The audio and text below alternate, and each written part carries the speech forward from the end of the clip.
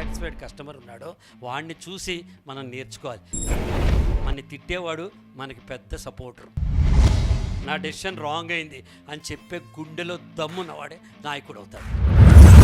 నువ్వు చెప్పింది నువ్వు ఆచరించినప్పుడు 10 మందికి రోల్ మోడల్ అవుతావు. ఎంట్రీ ఎలా మీ ఇష్టమో ఎగ్జిట్ కూడా మీ ఇష్టము, దాన్ని పట్టుకుని పాకలాడద్దు. ఎవరైతే డిస్సాటిస్ఫైడ్ కస్టమర్ ఉన్నాడో వాడిని చూసి మనం నేర్చుకోవాలి. వాడు ఎందుకు డిస్సాటిస్ఫై అయ్యాడు, వాడి ఎక్స్పెక్టేషన్స్ ఏంటి, వాడు ఎందుకు మనల్ని లైక్ చేయట్లేదు అని తెలుసుకుంటే మనం ఏమేం చేయాలో మనకు తెలుస్తుంది. కాబట్టి మనని తిట్టేవాడు మనకి పెద్ద సపోర్టర్. గుర్తుపెట్టుకోండి. Entrepreneur leadership, build trust, use effective communication skills and then seek self improvement. ప్రతిరోజు మీలో మీకు సెల్ఫ్ ఇంప్రూవ్మెంట్ కనిపించాలి. నిన్నటి నుంచి ఇవాళకి మీలో ఎదుగుదల కనిపించాలి. And then process technical skills, actively engage in decision making, accept responsibility for actions. మంచి జరిగినా చెడు జరిగినా నేనే చేశాను, నా డెసిషన్ రాంగ్ అయింది అని చెప్పే గుండెలో దమ్మున్నవాడే నాయకుడు అవుతాడు. మంచి జరిగితే నాదే సార్, చెడు జరిగితే ఏమో సార్ గంపా నాగేశ్వరరావు గారు చెప్పారు నేను చేశానంట. No way. మంచి అయినా చెడైనా.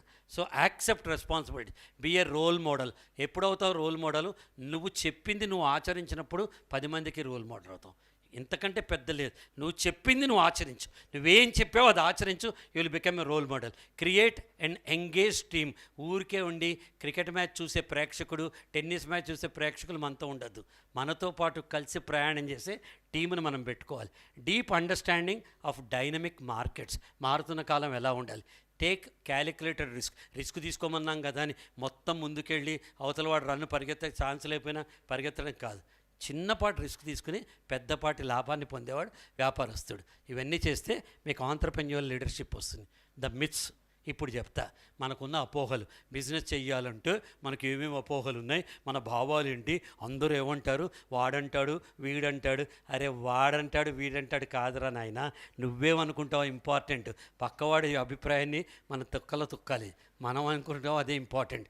Uncertainty of income. వ్యాపారం చేసేవాడు కొన్ని నెల 1,00,000 వస్తుందండి, కొన్ని నెల 10,000 వస్తుందండి. అన్సర్టనిటీ ఆఫ్ ఇన్కమ్ అండి అంటే ఉద్యోగం చేసేవాడు ప్రతి నెల 20,000 వస్తుందండి. అడికైనా పెరుగుతుందా?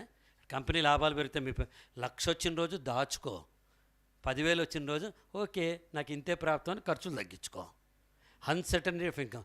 Engaging in wrong business. నేను చేయాలనుకుంది వేరు, నేను చేస్తోంది వేరు, నేను చెయ్యాలనుకుంది.